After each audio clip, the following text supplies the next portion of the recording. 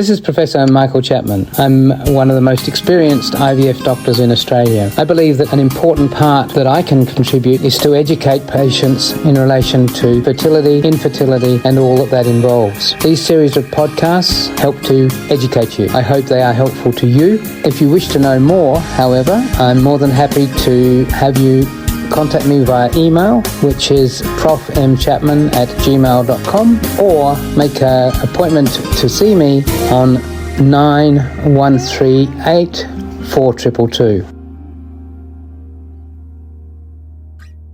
Hi there, I'm Professor Michael Chapman. I'm Medical Director of Life Fertility Sydney. We are a new clinic, probably with the best qualified specialists in Australia working within it. The idea of these podcasts is to give you some education, and I hope this can be useful for you in your journey towards parenthood. So the first topic I'm going to deal with tonight, which has had a lot of coverage in the media over the last 12 months, to the point of attracting government funding to improve the outcomes for women with endometriosis.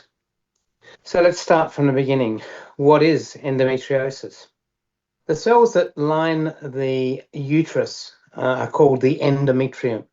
They're those cells that each month your menstrual cycle sheds.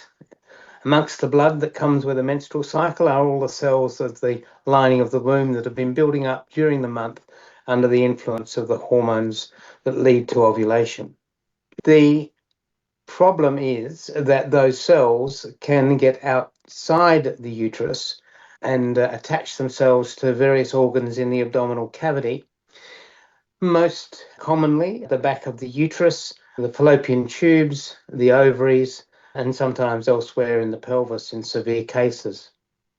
Those cells, under the influence of the hormones that bring on ovulation and bring on periods, are influenced just the same as the cells in the lining of the womb. So they grow during the early phases of the menstrual cycle, but at the time of menstruation, when bleeding is happening, they are also being shed, breaking down.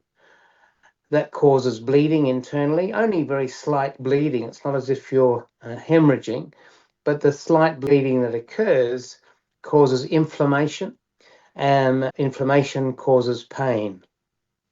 So women with endometriosis, one of the common symptoms is painful periods.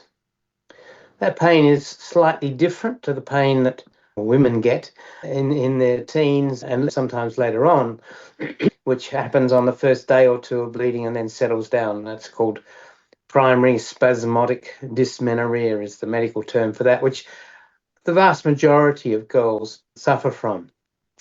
Endometriosis pain with the periods, however, is slightly different. It often begins a day or two before the proper flow occurs. And probably more importantly, it continues on beyond 1 or 2 days, often even beyond when the bleeding has settled with the menstrual cycle. And this is because of that inflammatory process that is driven by the breakdown of these cells on a monthly basis in reaction to the hormone changes that normally go with a woman's menstrual cycle. The question is, how do they get there? And that question still remains unanswered. Every woman during menstruation, in fact, has blood from the cavity of the uterus track back through the fallopian tubes and into the pelvis. And within that blood, there are going to be these endometriosis cells or endometrial cells. So why is it that some women get affected and these cells get implanted into the lining around the organs of the pelvis and some women don't? We don't know. It doesn't make sense. There are various theories, some of which are that there is an immune system that in the woman that deals with these cells, breaks them down and then stops them attaching. Perhaps if there's a deficiency in that immune response, the immune response that we do whenever we have cells, abnormal cells in the wrong places, if that's not working properly, maybe that's why.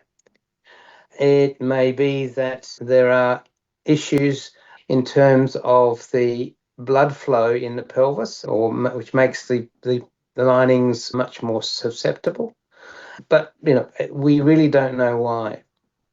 There are theories that those blood cells actually travel in blood vessels and in lymphatic vessels to other places in the body.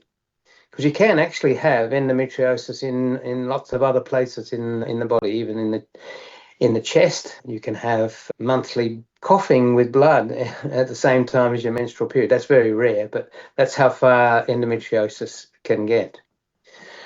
So therefore, the problems that arise from having endometriosis relate to that inflammatory process where scar tissue then forms.